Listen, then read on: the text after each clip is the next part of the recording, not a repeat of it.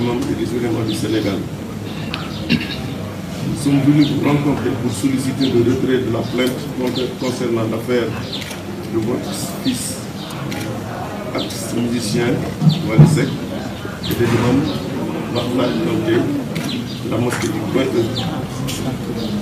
Dans le cadre de notre mission d'éducation et de modérateur de la société, nous, les imams et ulémas du Sénégal, solidaires de notre nation, de ses joies et espoirs, de ses tristesses et angoisses, prions le bon Dieu, seul maître du temps et de l'histoire, de nous guider et de nous assister dans cette épreuve-ci à la recherche de la paix entre deux citoyens de même religion. Cette demande de session entre en droite ligne avec le profil de notre médiateur qui le souhaite de tout service de la nation dans notre région, dans notre pays et dans notre voisinage. Le prophète alayhi salam nous a enseigné que la fitna est endormie, garde à celui qui la réveille. Évitons de nous critiquer et de faire des jugements gratuits les uns des autres. Seul le bon Dieu qui conduit les événements du monde est le plus juste des juges. C'est pourquoi nous vous sollicitons pour demander le retrait de cette plainte pour mettre fin à cette polémique qui ne cesse d'enfler. Car vous connaissant comme un protecteur des arts et lettres de notre pays, un acteur de développement, un bon père de famille, un poète et conseiller reconnu, ambassadeur de la bonne parole,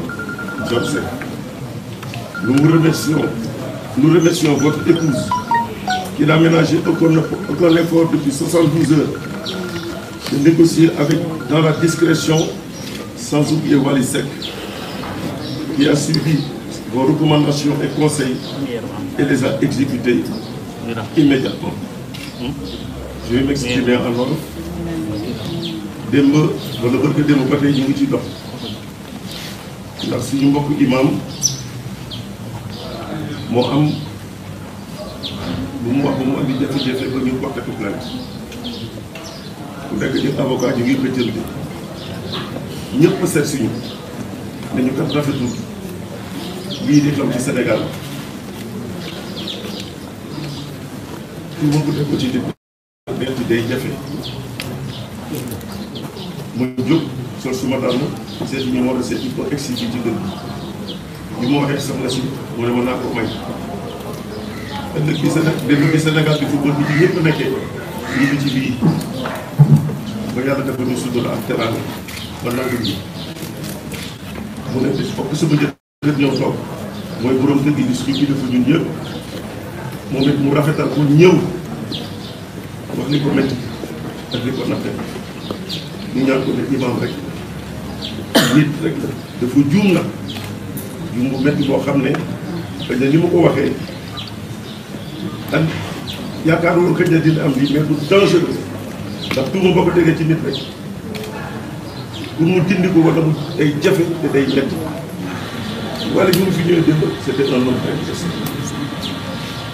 ñu ñaan bàyyam ñaan ko moom it mu ñaan avocat yi ñu teg lii ci suuf ndax Sénégal benn bopp la ñu xam ko moom ci defar traversé na ay étapes yu métti de sa vie doomam it noonu mais moom moo way ne siiw bu jàng borom te dëgg la àddina boo fi nekk dina am ñu la bëgg dina am ñu la bëgg dina am ay ndëgg sërëxal dina am ay wax yu ñaaw dina am ay wax yu jafe ñu ne nag ñun imam waruñu seetaan lii di yàq te tombe na ci tey sax benn imam la ndax dañ ko doon defal ay jàmbur sama carte de visite bi mu ko gis bu ma ko jox gis na ne ñu ngi dox ci ay sëy yu yàqu ñu ngi dox ci ay miraas yu yàqu wala ay miraas yu jafe ñu ngi dox ci ay doomu baay ak doomu ndey ñu jubóo la ñu nekk ci leneen pour ñu mën a jubóo kon ñun suñu mission lii def ci bopp ñun ay imam du fii rek ci lu nekk li ñuy dugg pour di def des médiations lii nag xëy na dafa war a fës moo tax mu fës mais nañ ko doon def dans la discrétion ba mu jeex mais lu siiw la tamit lu mënul ñàkk nekk ñun imaam yi ñu waxtaan rafetlu ñëw ñaan ko moom ñiy bàyyi di kilifa njaboot li mu def ci Sénégal yëpp mu wax ko sax li mu nekk it yëpp ci kanamu Sénégal ñu wax ñëpp a dégg ko di ñëpp reconnaître ko ñu wax ko du dëgg yi ñu ne ko daal dañu bëgg nga jël plainte ji retiré ko teg ko ci suuf ndax jàmm am ci réew mi te yow réew mi jàmm nga ko yéene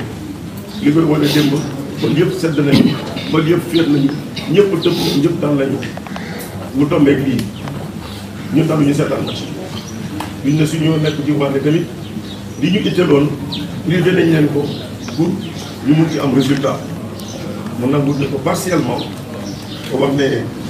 dina wax avocat yi li ci des bariwul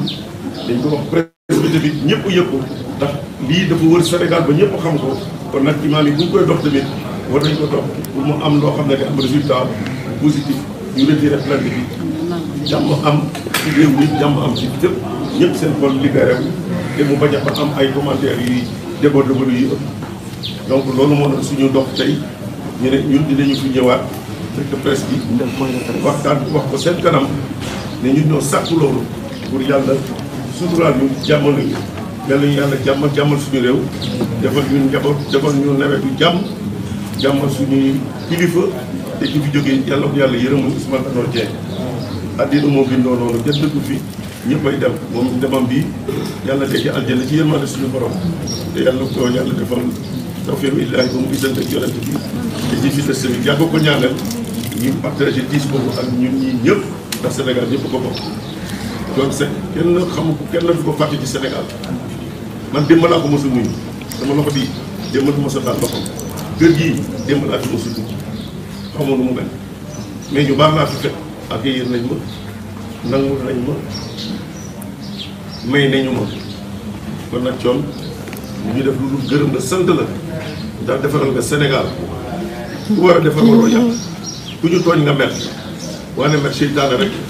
ndox yàlla bi nga amee ba lu jullit ba retiré li nga waxoon ñëpp nangul la ko ndax de day jur yaa ko wax te loolu am na wa ma zalika ala allahi bi aziz wassalaamu aleykum wa rahmatullahi taala wa barakatu